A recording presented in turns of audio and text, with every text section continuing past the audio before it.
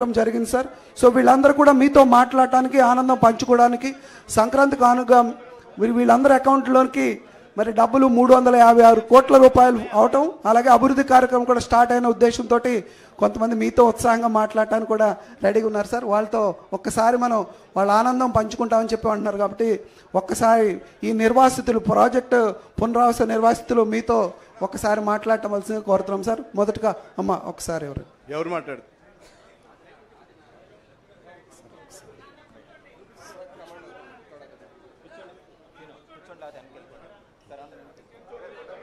బాబు గారికి వందనాలండి.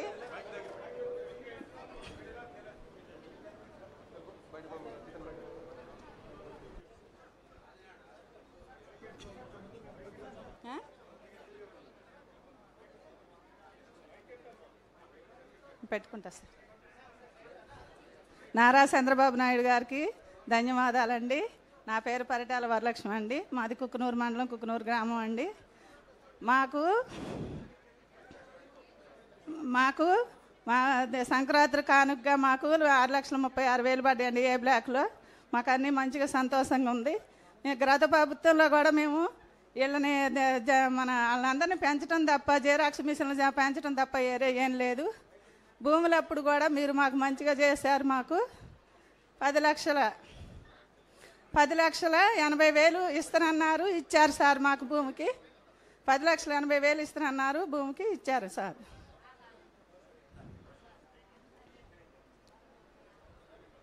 10,80,000 ఇస్తానన్నారు సార్. మీరు అప్పుడు అనుకున్న మాట ప్రకారం మాకు ఇచ్చారు సార్ భూమికి. ఇప్పుడు కూడా మీరు అన్న ప్రకారం 6,36,000 మాకు ఏ బ్లాక్లో వాళ్ళకి వేశారు సార్. అన్నీ మాకు సంక్రాంతిగా ముందుగా మంచిగా వేశారు కాబట్టి మాకు అంతా సంతోషంగా ఉండి మీకు సంతోషాలు తెలుపుకోవాలని వచ్చినాం సార్. మేము మీకు ధన్యవాదాలు. ఓకే. అలా ఇంకొక ప్రాజెక్టు పునరావాస నిర్వసలు ఇంకొకరు లబ్ధిదారులు ఒకసారి సార్ తోటి. నమస్కారం సార్. నా పేరు మంత్రి గోపాలకృష్ణ సార్. మాది కుకునూరు మండలం కివ్వా గ్రామం సార్. నేను పోలవరం నిర్వహిస్తుంది సార్. సార్ మేము గత 5 సంవత్సరాలు కూడా వరదల్లో ప్రతి జూన్ వస్తుందంటే సార్ తాత్కాలిక పునరావాస కాలనీలకి వెళ్ళలేక, వ్యవసాయాలు చేసుకోలేక, వ్యవసాయం చేసుకుంటే మళ్ళీ వరదొచ్చి ఈ ముంపుతో అనేక రకాల ఇబ్బంది పడ్డాం సార్. సార్ మాకు ఒకటే నమ్మకం సార్, 5 సంవత్సరాలు చూసాం జగన్మోహన్ రెడ్డి గారు గత ఇస్తారేమో అని చెప్పి ఆశపడ్డాం. ఎందుకంటే సార్ మేము నిర్వాసితులం కదా, నమ్మేశాం సార్. కానీ ఒకటే గుర్తు సార్, మాకు గతంలో ఎకరానికి 1,15,000 2017 ముందు ఇచ్చారు సార్. మీరు ప్రభుత్వంలో వచ్చిన తర్వాత 2017లో 1,15,000 10 రెట్లు పెంచి 10 లక్షల పరిహారం చేశారు సార్. అదొక్కటే మాకు నమ్మకం సార్. బాబు గారు వస్తారు, మాకు R&R ప్యాకేజ్ ఇస్తారు, అప్పుడే మా కష్టాలు తీరుతాయి అనుకున్నాం సార్. మేము ఊహించలేదు సార్. మీ ఊహించకుండానే వ్యక్తిగత ప్యాకేజీ 6,36,000 పడ్డాయి సార్. అదేవిధంగా మా కాలనీలు కూడా కేటాయించారు సార్. ఇంతే కాదు సార్, అనేక రకాలుగా మేము వరదల్లో ఇబ్బంది పడుతుంటే మా ఎమ్మెల్యే చిరి బాలరాజు గారు కేవలం సింగిల్ టీషర్ట్ వేసుకొని వారం రోజులు నిద్రాహారాలు మానేసి మాకు దగ్గరుండి అనేక రకాల కూరగాయలు కానీ నిత్యావసరాలు కానీ పంపిణీ చేశారు సార్. అది సార్ ఇదే విధంగా మా ప్రభుత్వం వచ్చిన తర్వాత మాకు నమ్మకం ఏర్పడింది సార్. మేము తెలంగాణ నుండి విలీనమయ్యాం సార్. ఎందుకు విలీనమయ్యాం అనుకున్నాం సార్, మీరు ఉన్నారు కాబట్టి ఒక ధైర్యంతో ఈరోజు మీ ముందుకు వచ్చి మాట్లాడి ధన్యవాదాలు చెప్పుకోవడానికి సంతోషిస్తున్నాను సార్. సార్ ఈ చిన్న సమస్యలు మా మండలంలో మిగిలిపోయినాయి ఏంటంటే సార్, కొన్ని మిగిలి భూములు ఉన్నాయి సార్. అంటే గత ప్రభుత్వాల వల్ల కాంటూర్ లెవెల్ పెట్టి 41, 45 కాంటూర్లు పెట్టి కొన్ని మునిగిపోయే గ్రామాలు కూడా అలానే మిగిలిపోతున్నాయి సార్. ఆ మిగిలిపోవడం వల్ల వాళ్ళు ముంపులో వస్తున్నారు సార్. మళ్ళీ జూన్ వస్తే ఆ లెక్కల వల్ల మళ్ళీ ముంపు సార్. అదేవిధంగా సార్ మాకు 2017లో సర్వే చేసినప్పుడు సార్ ఒక్కొక్క వ్యక్తికి 18 సంవత్సరాలు కట్ ఆఫ్ డేట్గా పెడితే ఆ రోజు ఒక నెల తక్కువ పరిహారం ఇవ్వలేదు సార్. కానీ ఈ రోజు ఆ వ్యక్తికి పెళ్ళి 25 సంవత్సరాలు అయింది సార్. ఖాళీ చేస్తున్నాం సార్. కానీ వారికి కూడా ప్యాకేజీ వచ్చేలాగా చూడండి సార్. ఆ మిగిలి భూములు కూడా అలాగే ఉన్నాయి సార్. తర్వాత సార్ మాకు 6 నెలలు వరద ముంపు ఉండటం వల్ల వలస బాధితులు మేము ఇటు జంగారెడ్డిగూడెం అటు వెళ్ళి ఉపాధి కోసం అక్కడ బతుకుతాం సార్. ఎందుకంటే సార్ మాకు ఉపాధి ఉండదు సార్. ఆ ఉపాధి ఉండటం వల్ల నాన్ రెసిడెంట్ అని పేర్లు పెట్టి రిజెక్ట్ జాబితాలో మా పేర్లు పొందుపరిచారు సార్. అవి కూడా మీరు మమ్మల్ని నాన్ రెసిడెంట్ ఉన్న పేర్లన్నీ చేసేలా క్లియర్ చేయండి సార్. మీరు నమ్ముతున్నాం సార్, మీరున్నారని, నిర్వాసితుల వరకు బాధ్యతలు చేస్తారని అన్ని విధాలుగా మేము సంతోషం వ్యక్తం చేస్తున్నాం సార్. ముఖ్యంగా మా పోలవరం 7 మండల నిర్వాసిత తరపున మీకు మరొకసారి పాదాభివందనాలు సార్. Thank you sir. అలాగే మన ప్రాజెక్ట్ పునరావాస నిర్వసన మరొకసారి మనం మాట్లాడిస్తాం. గట్టిగా మాట్లాడు. గౌరవమైన ముఖ్యమంత్రి గారికి నమస్కారాలండి. నా పేరు రమాదేవి, కుకునూరు మండలం కివ్వాక. మాకు కూడా పడ్డాయి. మంచిగా సంతోషంగా ఉన్నాం సారు. రోడ్లు మెయిన్ సీసీ రోడ్లు పోసారు, మంచిగా ఇంటింటికి కూడా పైపులని అన్నీ అనుకూలంగా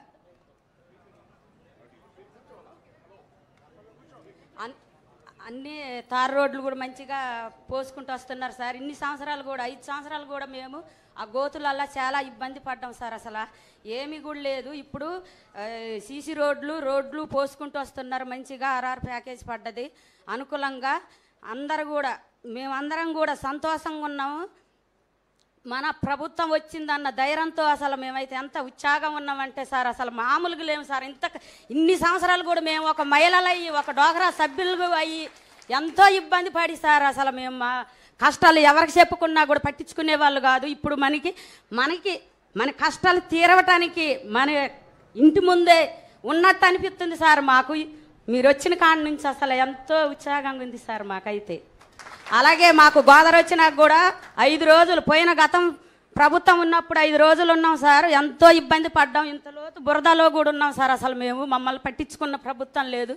మన ప్రభుత్వం వచ్చిన కాడి నుంచి కూడా మంచిగా ఎవరైనా కూడా మనోళ్ళు మన మహిళలు మనోళ్ళు మన కుటుంబం వచ్చిన కాడి నుంచి ఒక కుటుంబంలాగా మమ్మల్ని అందరినీ ఆదుకుంటున్నారు సార్. మాకెంతో సంతోషంగా ఉంది సార్. ఎప్పుడు మీరు రావాలని మేము కోరుకుంటున్నాం సార్. అంతకుముందు కూడా మేము మీకోసం కూడా అంతకుసేపు అంత ప్రభుత్వం ఉన్నప్పుడు ఆడవాళ్ళని ఏడిపించిన మహిళలను ఏడిపించినా కూడా మాకు ఇప్పుడు ధైర్యంగా వచ్చింది సార్. మీరున్నారన్న ధైర్యం మేము ఎవరికి కూడా దడవం సార్. ముందుకు వెళ్తాం సార్. వాళ్ళు బటన్ నొక్కి చూపెట్టారు సార్. మేము మహిళలు బటన్ నొక్కి చూపెట్టాం సార్. ఆయనకే చేత వద్దు అనుకున్నారు సార్. మేము చూపెట్టాం సార్. అలాగే మా కుగునూరు మండల అధ్యక్షుడు కూడా మంచిగా గోదావరి వచ్చినప్పుడు కూడా పేదోళ్ళకి భోజనాలు వండి పెట్టారు సార్. మాకైతే ఎంతో ఉత్సాహంగా ఉంది సార్. మాకు అసలు ఎమ్మెల్యే గారు వచ్చారు సార్, శ్రీబాలరాజు గారు కానీ ఇంటింటికి కూడా తిరిగి చెప్పారు. అలాగే బొరగన్ సీన్ గారు వచ్చారు ఇంటింటికి. అసలు మన ప్రభుత్వం లేనప్పుడు కూడా వాళ్ళు ప్రభుత్వం ఉన్నప్పుడు ఎవరు చెప్పలేదు సార్. అప్పుడు కూడా మన వాళ్ళే వచ్చారు సార్.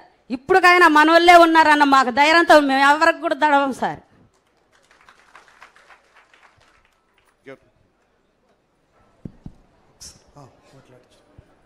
సార్ నమస్కారం సార్. మేము రంపచోడవరం నియోజకవర్గం కోనవరం మండలం సార్.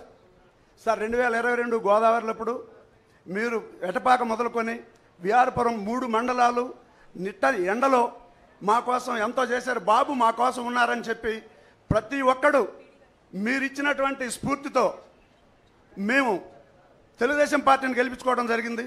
అదే రకంగా మేము ఆ రోజున ఉన్నటువంటి జగన్మోహన్ రెడ్డి గారు మాకు ఎటువంటి సహాయం చేయని పక్షంలో మీరు ఒక మాట ఇచ్చారు సార్. మీరు ఎన్టీఆర్ ట్రస్ట్కి నారా భువనేశ్వరి దేవి గారితో మీరు ఒక మాట చెప్తే మా అందరికీ నిత్యావసర వస్తువులు అన్నీ ఏర్పాటు చేయడం జరిగిందండి. ఆ రోజున మేమందరం కలిపి ఈ గవర్నమెంట్ మాకొద్దు తెలంగాణలోనే కలవాలని చెప్పి మేము రోడ్డెక్కే పరిస్థితుల్లో మీరు బస్సు యాత్ర చేయటం వల్ల మేమందరం మళ్ళీ బాబు మాకు భరోసా ఇస్తాడని చెప్పి మేము మళ్ళీ మీకోసం ఎదురు చూసాం సార్. అదే రకంగా మనం గెలిచాం. మీరు వచ్చారు అపరభగీరథుల్లాగా మా అందరికి విన్నంటున్నారు. అదే రకంగా సార్ అదే రోజు మీ పిలుపు మేరకు మీ పక్కన ఉన్నటువంటి మన నెహ్రూ గారు కూడా మాకు ఆ రోజు నిత్యావసర వస్తువులు అందించడం జరిగింది సార్. ఇప్పుడు మా దగ్గర ఇప్పుడున్న పిఓ గారు నిన్న 4 సభలు ఏర్పాటు చేయడం జరిగిందండి. 4 సభలతో వెంటనే ఏర్పాటు చేస్తూ ఉన్నారు. చంద్రబాబు నాయుడు గారు వచ్చారు, కూటమి గవర్నమెంట్ వచ్చింది, మీకు ఎవరు ఆధారపడాల్సిన అవసరం లేదు. కోనవరం మండలంలో 48 గ్రామాలు ముంపుకు గురవుతూ ఉన్నాయి సార్. ఈ 48 గ్రామాల్లో గతంలో ఒకే ఒక గ్రామానికి ఇచ్చారు సార్. ఇప్పుడున్న సమస్య ఏంటంటే 370 మందిని ఇన్వాల్యూడ్ అని చెప్పి ఏర్పాటు చేయడం జరిగింది సార్. అంటే ఇప్పుడు నేనుంటే నా పిల్లగాడు భద్రాచలంలో ఉద్యోగం చేసుకుంటా ఉంటే ఆ ఉద్యోగం చేసుకున్నాడని చెప్పి కోనవరంలో లేడని చెప్పి ఇన్వాల్యూడ్లో పెట్టారు సార్. తమరు దయచేసి మా మండలాలు దయచేసి ఆలోచన చేసి, అంటే రేషన్ కార్డు అక్కడే ఉంది, ఆధార్ కార్డు అక్కడే ఉంది, ఓటింగ్ కూడా అక్కడే ఉంది సార్.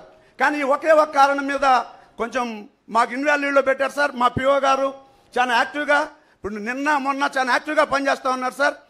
దయచేసి మాకు ఒక అవకాశం కల్పించాలని కోరుతా ఉన్నాం సార్. ఇంకో చిన్న సమస్య ఏంటంటే సార్ 2008లో మాకు ల్యాండ్స్ ఇచ్చారు సార్.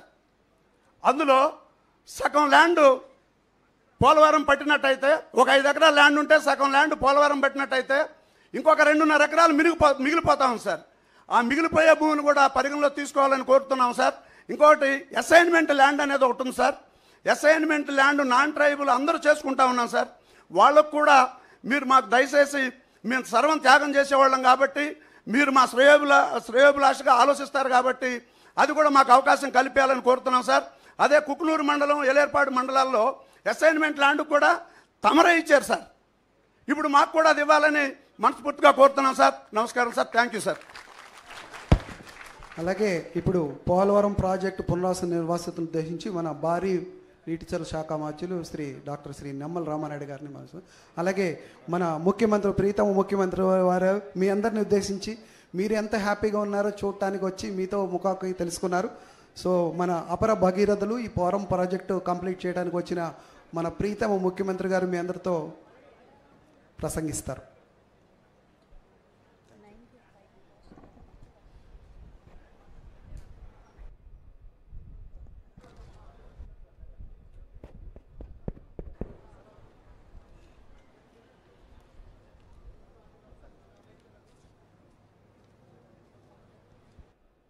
వేదిక పైన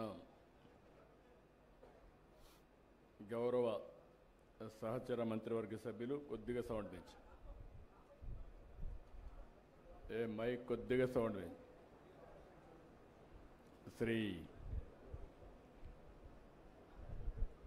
నిమ్మల రామానాయుడు గారు, నాదెళ్ల మనోహర్ గారు, వేదిక పైన గౌరవ శాసనసభ్యులందరికీ, స్థానిక శాసనసభ్యులు బాలరాజు గారికి, ఈ కార్యక్రమానికి చేసినటువంటి పునరావాసం కోసం త్యాగాలు చేసి భూమి అంతా కూడా పోలవరానికి ఇచ్చారు. ఇచ్చి ఈరోజు మీరు చూస్తే చాలా ఇబ్బందులు పడ్డారు. ఇంత మునుపు కూడా ఒకసారి మీరు చూస్తే చాలా తక్కువ డబ్బులు ఇస్తే ఆ రోజు నేను వచ్చినప్పుడు భారీగా పెంచి ఇమ్మీడియట్గా ఆ రోజు చూస్తే 14-19లో 4,311 కోట్ల రూపాయలు మీకు చెల్లించిన ప్రభుత్వం ఆనాటి ఎన్డీఏ ప్రభుత్వం, తెలుగుదేశం అని చెప్పి కూడా నేను మీ అందరికీ విజ్ఞప్తి చేస్తున్నా. ఆ తర్వాత మీరు చూస్తే నిన్నటి వరకు 5 సంవత్సరాలు బాధితుల్ని పట్టించుకున్న సందర్భమే లేదు. మీకోసం ఆలోచించిన దాఖలాలు లేవు. కడాన మిమ్మల్ని చూస్తే చాలా బాధేస్తుంది. నేనే మీకు ఒక భరోసా ఇచ్చాను. దానికి కూడా కారణం మీరు చూస్తే 7 మండలాలు తెలంగాణలో ఉండే మండలాలు విభజన జరిగిన తర్వాత మొట్టమొదటిసారిగా ప్రధానమంత్రి గారితో మాట్లాడి ఈ పోలవరం ప్రాజెక్టు పూర్తి కావాలంటే 7 మండలాలు ఆంధ్రప్రదేశ్కి ఇస్తే తప్ప సాధ్యం కాదని ఒప్పించి ఆ రోజు ఈ మండలాలు తీసుకొచ్చాం. అది నాకు ఒక నైతిక బాధ్యత అని చెప్పి కూడా నేను మీకు తెలియజేస్తున్నా. అందుకే ఎప్పుడు కూడా నేను వీలైనంత వరకు మీకు న్యాయం చేయాలి, అన్ని విధాలు ఆదుకోవాలని చెప్పి ముందుకు పోయాం. ఈరోజు కూడా ఈ ప్రభుత్వం వచ్చిన తర్వాత 828 కోట్ల రూపాయలు మీ అకౌంట్లో వేసామంటే అది మాకుండే మీ మీద ప్రేమ, కమిట్మెంట్ అని చెప్పి కూడా నేను మీకు తెలియజేస్తున్నా. నాయకులు చాలా విషయాలు చెప్తూ ఉంటారు. ఫ్రీగా వచ్చింది కాబట్టి ఆ రోజు మీరు చూస్తే అపోజిషన్లో ఉన్నాడు కాబట్టి 10 లక్షలు ఇస్తామని అనౌన్స్ చేసి వెళ్ళిపోయాడు. ఇచ్చాడా అని నేను అడుగుతున్నా. 5 ఏళ్ళు ఒక పైసా ఇచ్చాడా అని అడుగుతున్నా. వరదలు వస్తే మిమ్మల్ని చూశారా అని అడుగుతున్నా. మీకు వరదలు వస్తే ఎన్టీఆర్ మెమోరియల్ ట్రస్ట్ ద్వారా కాస్తో కోస్తో డబ్బులు మొబిలైజ్ చేసి ఆ రోజు నెహ్రూ కూడా ఇక్కడే ఉన్నాడు. అందరం గ్రామం తిరిగి కొంతవరకు మిమ్మల్ని ఆదుకున్న పార్టీ ప్రభుత్వం, ఆనాటి ప్రభుత్వం పార్టీ అని చెప్పి కూడా నేను మీకు తెలియజేస్తున్నా. అయితే రేపు మళ్ళా వచ్చి మీకు చెప్పచ్చు ఏదో చేసేస్తానని. ఏమీ చేసేటివి ఉండవు. వీళ్ళకి అధికారం తప్ప మీకు అన్యాయం చేస్తే ఒక యాంగిల్ చేశాడు. పోలవరాన్ని ఏం చేశాడో మీరు చూశారు. ఎప్పుడో పూర్తి అయిపోయి ఉండాలి. ఆ రోజు తెలుగుదేశం ప్రభుత్వం కంటిన్యూ అయి ఉంటే 2020కి పోలవరం ప్రాజెక్టు పూర్తయి మీ అందరికీ పునరావాసం కూడా ఇచ్చి మీరు కూడా ఇప్పటికి సెటిల్ అయ్యేవారు. ఈరోజు అవన్నీ కూడా పూర్తిగా దెబ్బతినే పరిస్థితి వచ్చింది. పోలవరం కూడా ఖర్చులు పెరిగిపోయినాయి. డయాఫామ్ వాల్ మీరు చూస్తే దగ్గర 400 కోట్ల రూపాయలతో డయాఫామ్ వాల్ కడితే అది ఈరోజు మొత్తం మునిగిపోయి కొట్టుకొని పోయి మొత్తం పాడైపోయి ఇప్పుడు 990 కోట్ల రూపాయలు ఖర్చు పెట్టే పరిస్థితికి వచ్చాం. అదనంగా ఇంకొక డయాఫామ్ వాల్ కడుతున్నాం. కనీసం ఈ డబ్బులు అనేది ప్రభుత్వం అంటే ప్రజాధనం ఎక్కడి నుంచో రాదు. ప్రజలు పన్నులు కడతారు. ప్రభుత్వం సమర్థవంతంగా ఎక్కడికక్కడ విషయాలన్నీ పరిష్కారం చేసుకుంటూ ముందుకు పోతాం. ఏ ఒక్క పైసా మేము ఖర్చు పెట్టినా అది మీకు చెందాలి. మీ డబ్బులు ప్రజల సొత్తు, మళ్ళా ప్రజల కోసమే ఖర్చు పెట్టాలి తప్ప దుర్వినియోగం చేసే హక్కు ఎవ్వరికీ లేదని కూడా విజ్ఞప్తి చేస్తున్నా. అందుకే ఈరోజు ఒక సిస్టమేటిక్గా మీరు చూస్తే ఎప్పుడైనా పోలవరం ప్రాజెక్టు కడితే 5 సంవత్సరాలు ఆ ముఖ్యమంత్రి ఎప్పుడన్నా కనపడ్డా?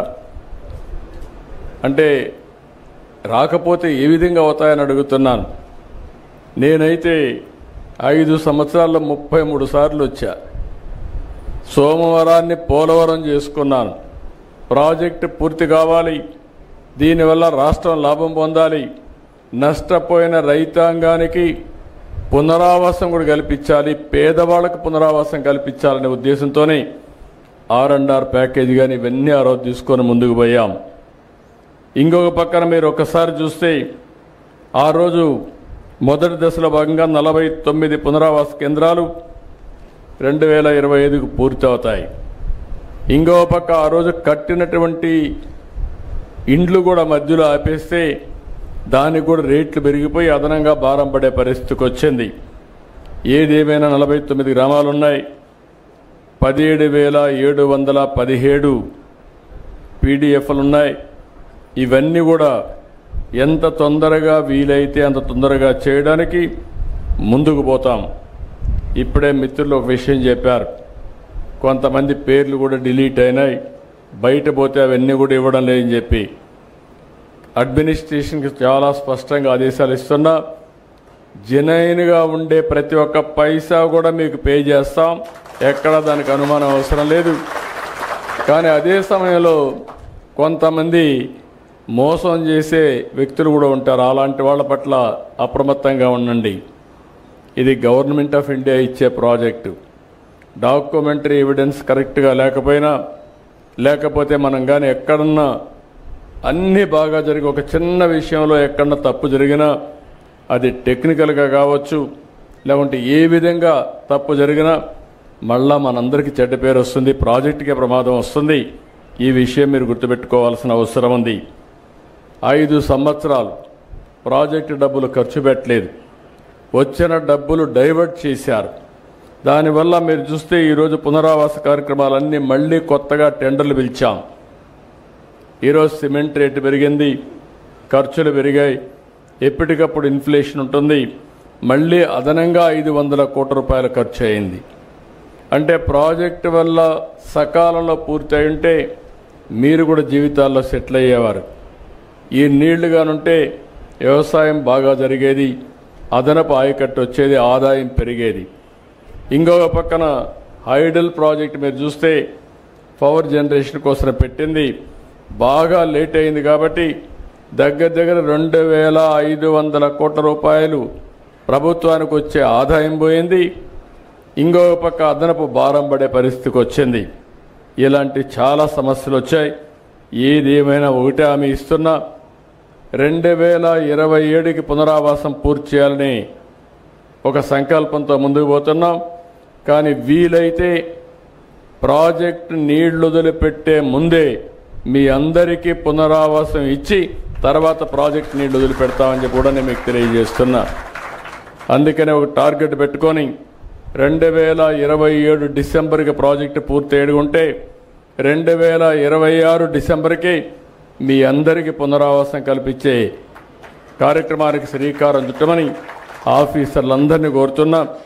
వాళ్ళకు కావాల్సిన స్టాఫ్ ఇస్తాం, మనుషులు ఇస్తాం. కలెక్టర్స్ ఇక్కడే ఉన్నారు, సెక్రటరీ గారు ఇక్కడే ఉన్నారు. వారికి ఒకటే ఆదేశాలు ఇస్తున్నా, ఎక్కడ కూడా ఒక్క వ్యక్తి కూడా మిస్ కావడానికి వీలు లేదు. రెండోది, ఎక్కడా ఒక్క రూపాయి కూడా దుర్వినియోగం కావడానికి వీలు లేదు. ఎవరైనా సరే పైరవికారులు కానీ దళారులు కానీ ఎలాంటి వ్యక్తులు కూడా ఇక్కడ ప్రమేయం లేకుండా చేసే బాధ్యత మీది.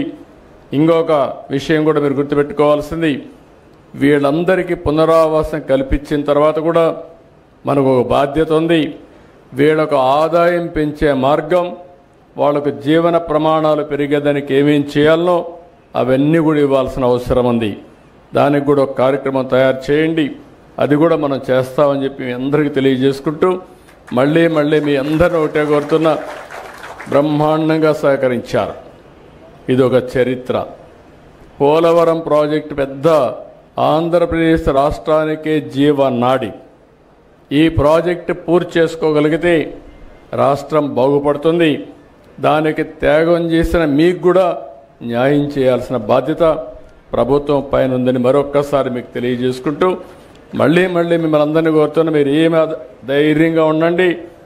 మీ ప్రభుత్వం వచ్చింది, మన ప్రభుత్వం వచ్చింది, ఎన్డీఏ ప్రభుత్వం ఉంది, అన్నీ న్యాయం చేసే బాధ్యత మేము తీసుకుంటామని మరొక్కసారి హామీ ఇస్తూ, నేను మా ఆడబిడ్డను చూశాను, చాలా బాగా మాట్లాడింది.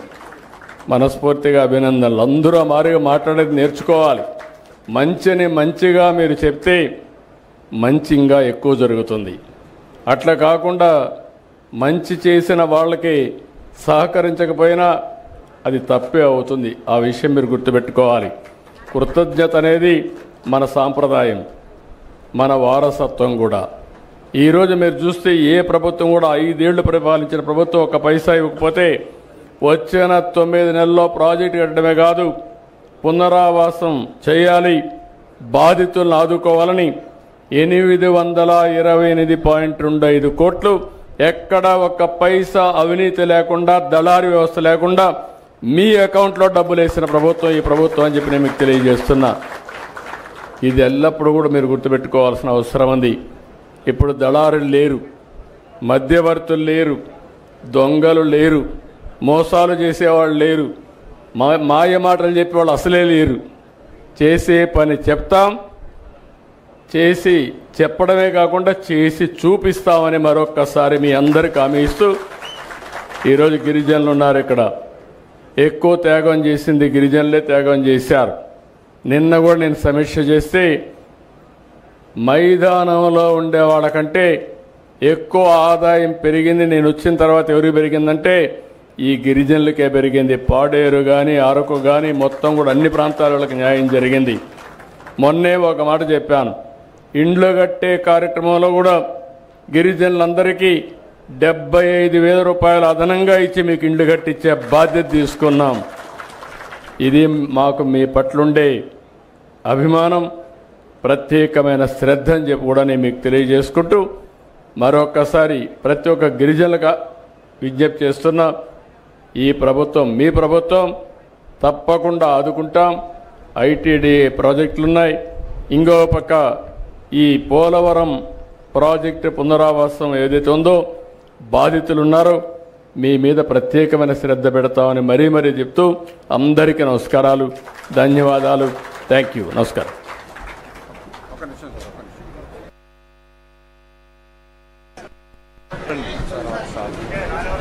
బాబు కొంచెం పక్క తప్పుకోవాలి బాబు, మీడియా బాబు 10 మంది రావాలి. వాళ్ళ గిరిజనులు రమ్మ, వాళ్ళు పంపించమ్మా. ఆ లేడీస్ అది చూడిందా మాట్లాడు.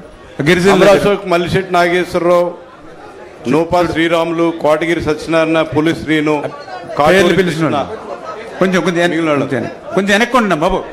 తమ్ముడు వెనక్కుండాలి. అడేపుకెళ్ళి నువ్వు అంటే ఇటు రాకండి అమ్మా బాబు, వెనకాల రావాలి. కొద్దిగా వెనక్కి.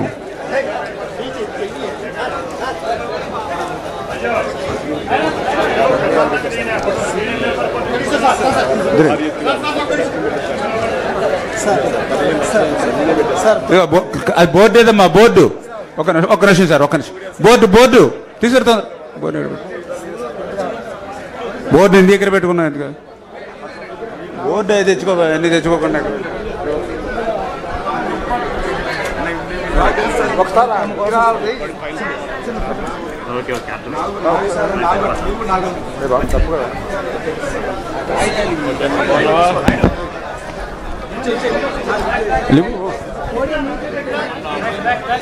ఏమ్మా చెల్లి తెల్లరా చెల్లి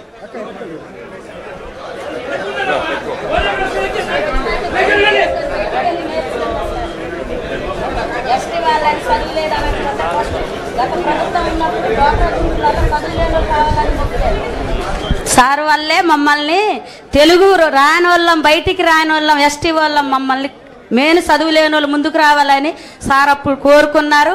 మేము కూడా అలాగే తెలుగు కూడా సార్ వల్లే నడక నేర్చుకున్నాము. ఈ రోజున మేము ఎదిరించి ఎదటంలో మాట్లాడగలుగుతున్నామంటే సార్ వల్లే, మేము బాబు గారు వల్లే.